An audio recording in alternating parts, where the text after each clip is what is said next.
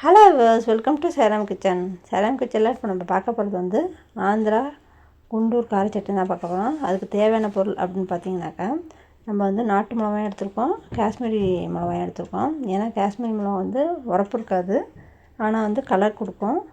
ஆனால் வந்து நம்ம நாட்டு மிளகா வந்து கொஞ்சம் காரமாக இருக்கும். ஆனால் குண்டூர் மிளகாயோட காரமாக இருக்காது, கொஞ்சம் கம்மியாக தான் இருக்கும். அதனால் அதில் ஒரு 15, இதில் ஒரு 15 எடுத்திருக்கேன். அப்புறம் வந்து தக்காளி ஒரு 4 எடுத்திருக்கேன். சின்ன வெங்காயம் வந்து ஒரு 1/4 கிலோ எடுத்திருக்கேன். இது வந்து நம்ம வச்சுருந்து யூஸ் பண்ணலாம், அதனால் கொஞ்சம் நம்ம நிறையாவே அரைச்சி வச்சுக்கலாம்.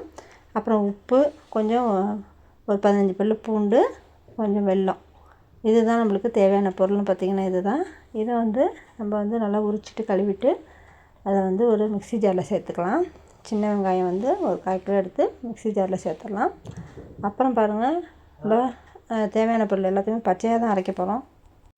இப்போ நம்ம என்னென்ன எடுத்து வச்சுருக்கோமோ அது எல்லாத்தையுமே மிக்ஸி ஜாரில் போட்டு நம்ம அரைச்சிடலாம்.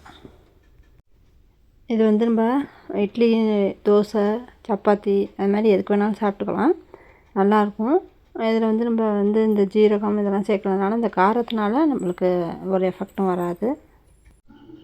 இது வந்து பாருங்கள் நிறையாவும் இருக்கும். இப்போ வந்து நம்ம வெங்காயம் இதெல்லாம் சேர்க்குறதுனால நம்மளுக்கு குவான்டிட்டியும் நிறையா கிடைக்கும். இது வந்து சப்பாத்தி, இட்லி, தோசை இது மாதிரி எல்லாத்துக்குமே நம்ம யூஸ் பண்ணிக்கலாம். நீங்கள் இதே மெத்தடில் செஞ்சு பாருங்கள், சூப்பராக இருக்கும். இதை வந்து நம்ம இப்போ வந்து அரைச்சிட்டு வந்துடலாம். பாருங்கள், எல்லாமே சேர்த்தாச்சு. இப்போ இதோடு சேர்த்து நம்ம வந்து இந்த ஊற வச்சுருக்கோம் பார்த்திங்களா, வரமிளகாயும் காஷ்மீரி சில்லி மிளகாயும், நம்ம அதையும் எல்லாத்தையும் இதில் போட்டு நல்லாவே நம்ம மையாக அரைச்சிடணும். நல்லா நைஸாக அரைச்சிட்டு வந்துடணும். நைஸாக அரைச்சதுக்கப்புறம் வந்து ஒரு தாளிப்பு கொடுத்துடணும். இது வந்து நல்லெண்ணெயில் தான் தாளிக்கணும். ஒரு கடாயை வச்சு நல்லெண்ணெய் போட்டுக்கோங்க. நல்லெண்ணெயில் வந்து கொஞ்சம் ஜீரகம் போட்டுக்கணும்.